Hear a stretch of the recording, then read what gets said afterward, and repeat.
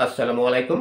বার্তা নির্যাসে সবাইকে স্বাগতম। পাকিস্তানে হামলা মানে সৌদিত আঘাত, ভারত যেভাবে দেখছে। সৌদি আরবের সঙ্গে পাকিস্তান একটি প্রতিরক্ষা চুক্তি স্বাক্ষর করেছে গতকাল বুধবার।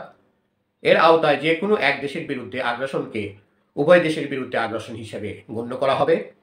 পর্যবেক্ষকদের মতে এটি একটি মাইলফলক, যা দ্বিপাক্ষিক সম্পর্ককে নতুন উচ্চতায় নিয়ে যাবে। দর্শক, পরবর্তী খবর পেতে আমাদের চ্যানেলটি সাবস্ক্রাইব করে আমাদের পাশে থাকুন।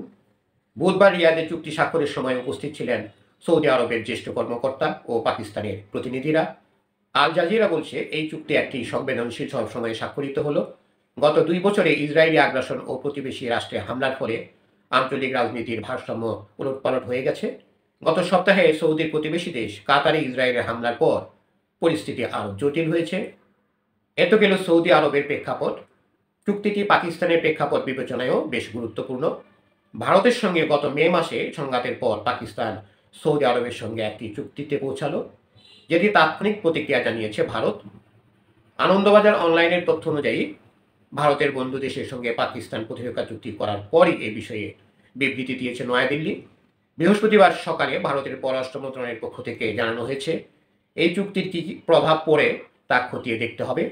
ভারতের পররাষ্ট্র মন্ত্রণালয়ের মুখপাত্র রণধীর জয়সওয়াল বলেছেন, চুক্তিটি খতিয়ে দেখার ক্ষেত্রে ভারতের জাতীয় স্বার্থ ও আন্তর্জাতিক সুস্থিতির বিষয়টি মাথায় রাখা হবে। এদিকে সৌদি আরবের সঙ্গে পাকিস্তানের প্রতিরক্ষা চুক্তিকে টার্নিং পয়েন্ট বা ঐতিহাসিক মোড় বলে মনে করছেন ওয়াশিংটন ভিত্তিক স্টিমসন সেন্টারের জ্যেষ্ঠ ফেলো আসান দিয়ার মীর। আল জাজিরাকে তিনি বলেছেন, স্নায়ুযুদ্ধের সময় পাকিস্তান যুক্তরাষ্ট্রের সঙ্গে পারস্পরিক প্রতিরক্ষা চুক্তি করেছিল, কিন্তু সেগুলো 70 দশকে ভেঙে যায়। চীনের সঙ্গেও পাকিস্তানের ব্যাপক প্রতিরক্ষা সহযোগিতা থাকলেও কোনো আনুষ্ঠানিক প্রতিরক্ষা চুক্তি নেই। অস্ট্রেলিয়ার সিডনির ইউনিভার্সিটি অব টেকনোলজির দক্ষিণ এশিয়ার নিরাপত্তা গবেষক মোহাম্মদ ফয়সালের মতে, এই চুক্তি পাকিস্তানের জন্য একটি টেমপ্লেট হিসাবে কাজ করতে পারে, যা ভবিষ্যতে দেশটিকে সংযুক্ত আরব আমিরাত ও কাতারের মতো উপসাগরীয় অঞ্চলের দেশগুলোর সঙ্গেও প্রতিরক্ষা সহযোগিতায় যুক্ত হওয়ার সুযোগ করে দেবে।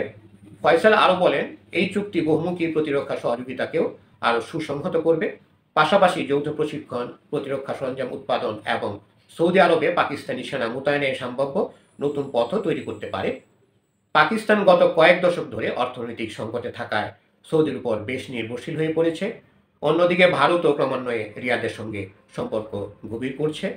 গত এপ্রিলেও নরেন্দ্র মোদী সৌদি আরব সফর করেছেন। ধন্যবাদ সবাইকে এতক্ষণ ধরে আমাদের পাশে থাকার জন্য।